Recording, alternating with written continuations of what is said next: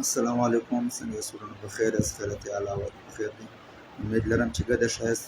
ورونه نن چې پر جبل نور باندې کومه واقعه پیښ شوې ده د نبي علیه الصلاة والسلام مبارک کوم مستخن الفاظ ویل شوي دي او کوم چا چې ویلي دي هغه زما پلار دی، زه محمد عثمان یم.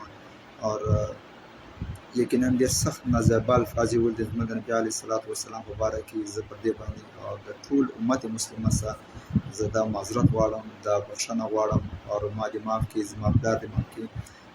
دې نه چې اوس موږ د بلې فرقې والا خلک یو یا بل مذهب والا خلک یو، شکر الحمدلله موږ پښتانه یو، مسلمانان یو، کلمه وایو.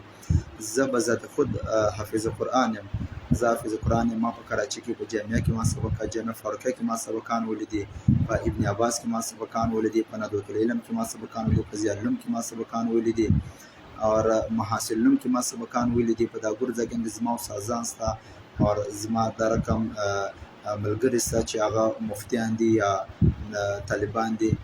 دې نه چې اوس موږ یا د بلې فرقې والا یو یا بل مذهب والا یو. زما پلار چې دی و چې کوم خبره کړې ده اور یقیني ډېر سخت نازلبه الفاظ یې ویلي دي اور په دا خبره باندې موږ زه ډېر سخت شرمنده یم. زما پلار معاف کړي، چې موږ معاف کړي، د ټول امت مسلمه څخه دا معذرت غواړو، دا عفو غواړو چې موږ معاف کړي.